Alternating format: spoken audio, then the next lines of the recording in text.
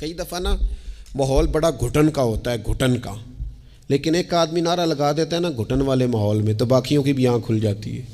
شدید گھٹن کے ماحول کے اندر ایک بندہ کہتا نا تھوڑا سا لنگر ہے یار، باقی کھانا پکتے تک آؤ نا میرے ساتھ بیٹھو، تو وہ لوگوں کو نا ہمت دیتا ہے، وہ جذبہ دیتا ہے۔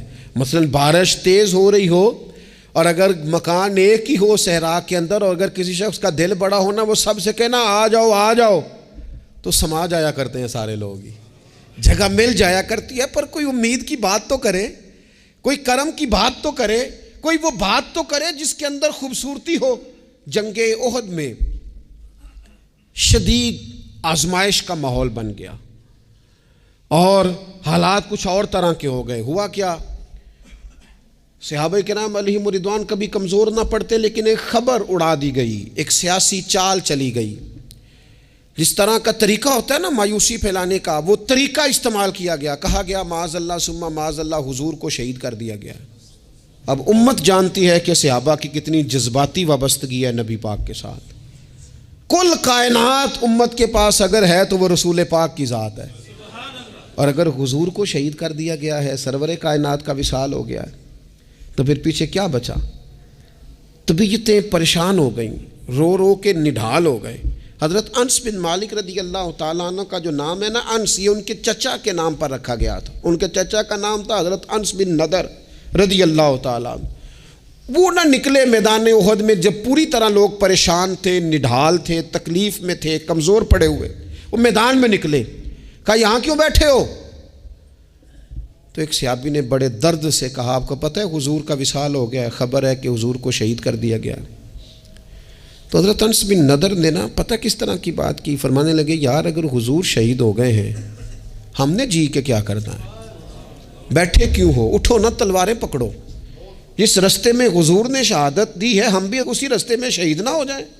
اٹھو، نکلو۔ آپ نے اس جذبے کا اظہار کیا کہ جن کی تلواریں سائڈ پہ پڑی تھی انہوں نے بھی جلدی سے تلواریں اٹھا لی، اللہ اکبر کہہ کے میدان میں کودے، اور ان کے لفظوں میں اتنی طاقت تھی کہ جان پڑ گئی۔ صحابہ کہتے ہیں مجمع میں حضرت انس بن نضر کہنے لگے ادھر آؤ، ادھر دوڑ کے آؤ، مجھے تو وہ دیکھو احد پہاڑ کے اندر سے جنت کی خوشبو آ بھی رہی ہے، وہ دیکھو چند قدموں پہ جنت ہے، دیکھو۔ حد کر دی انہوں نے لڑنے والی۔ حضرت انس بن مالک بعد میں بتایا کرتے تھے، فرمایا کرتے تھے اس جنگ میں میرے چچا کے جسم پر 80 سے زیادہ زخم آئے تھے، 80 سے زیادہ زخم وجود پر موجود ہیں۔ اللہ کرے میں اپنی ملت کے جوان کو سمجھا سکوں، 80 سے زیادہ زخم جسم پر موجود ہیں، پر حضور کا صحابی پھر بھی کھڑا ہے۔ تو ایک زخم برداشت نہیں کر سکا اور گر گیا ہے، زخم پہ زخم کھا کے جی، خون جگر کے گھونٹ پی، آہ نہ کر لبوں کو سی، یہ عشق ہے کو دل لگی نہیں۔ تو ذرا چل نا اس سارے سفر میں، تو تھوڑا سا نا بیڑیوں سمیت سفر طے کرنے کا مزاج بنا نا، ذرا تپتے ہوئے صحرا پر تیرے پاؤں جلیں تو پھر تجھے پتہ چلے گا کہ سفر کس طرح ہوتا ہے۔ یہ نا امیدی کا مزاج نہیں، یہ اس طرح کی طبیعت نہیں جو ہماری تمام سیاسی جماعتوں نے ملک کے اندر افراتفری پھیلا دی ہے اور پریشانی کر دی ہے۔ ہمیں ہمت کے ساتھ، ہمیں جذبے کے ساتھ، ہمیں شوق کے ساتھ ایک دوسرے کو بحال کرنا ہے۔ نبی پاک علیہ السلام نے فرمایا شوربہ زیادہ پکا لیا کرو، پڑوسی کو بھی شامل کر لیا کرو۔ فرمایا ایک کا کھانا 2 کھا لیں گے، 2 کا کھانا 3 کھا لیں گے، 4 کا کھانا 6 کھا لیں گے۔ ایک دوسرے کا بازو تھامو، ایک دوسرے کے لیے دروازہ کھولو۔